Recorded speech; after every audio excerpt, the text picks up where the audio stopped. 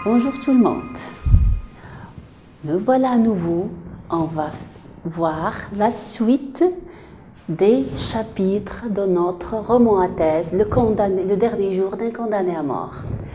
Du chapitre 6 au chapitre 12. Sur le chapitre 6, le narrateur commence son journal des souffrances. Chacun de nous écrit son journal intime. Mais on écrit notre journal intime, c'est-à-dire on écrit nos gloires, nos bonheurs, nos malheurs. Mais lui, il ne l'a pas appelé journal intime. Il l'a appelé journal des souffrances. Il va écrire quoi? Il va écrire ses souffrances, ses peines, tout ce qu'il va endurer avant qu'il soit exécuté. Il est en train de nous expliquer pourquoi il va écrire son journal des souffrances. Pourquoi? Est-ce qu'il l'écrit juste pour retracer les derniers moments avant sa mort? Non. Il l'écrit parce qu'il espère, parce qu'il souhaite sauver d'autres personnes, parce qu'il tente d'abolir la peine de mort.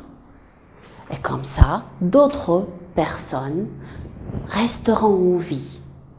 Donc, sur le chapitre 6 et 7, le narrateur nous donne ses arguments. Pourquoi il a décidé d'écrire un journal des souffrances?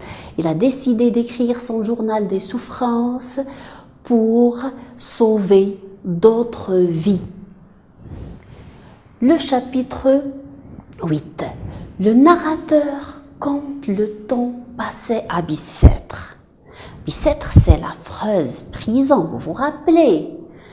Alors, le temps à Bicêtre, il est long et long, c'est-à-dire, s'il est en train de nous parler des semaines ou des jours, ils n'ont pas la même notion pour nous, libre, ou bien pour une personne qui espère être libre.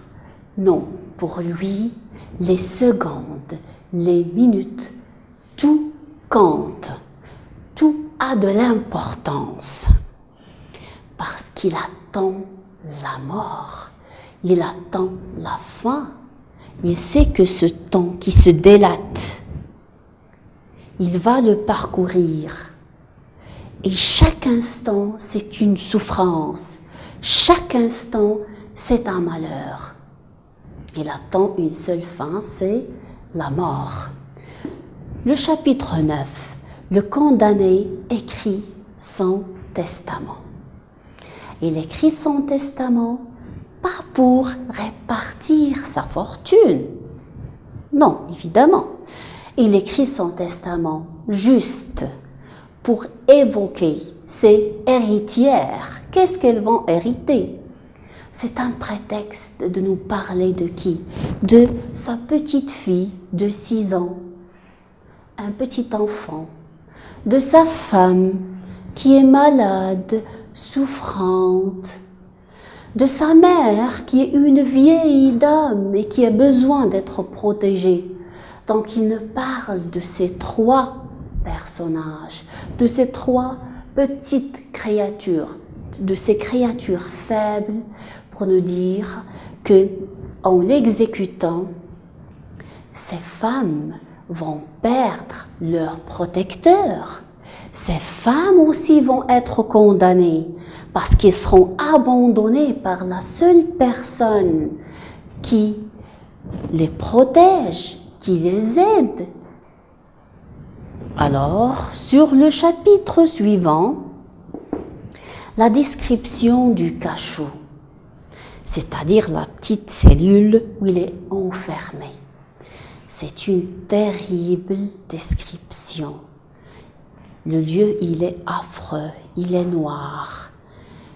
Il a juste un petit carreau qui laisse pénétrer pendant le jour un petit rayon de lumière. Le chapitre suivant, c'est la nuit maintenant. Alors, qu'est-ce qu'il va faire? À l'aide de sa lampe, il va essayer d'explorer les murs de sa cellule, sur lesquels, qu'est-ce qu'il va trouver?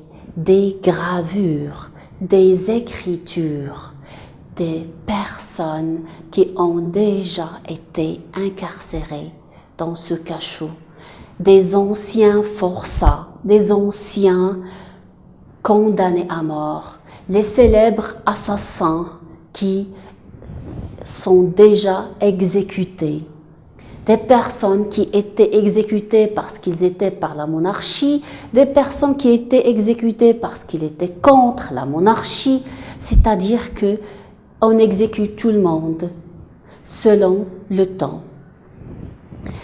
Sur les murs aussi, le chapitre 12, il va rencontrer des noms de personnages qui ne seront jamais évoqués, mais ce sont les personnes qui étaient là, qui n'ont laissé aucune trace que ces noms sur le mur d'un cachot noir. Alors, au revoir, à la prochaine, Inch'Allah. Merci.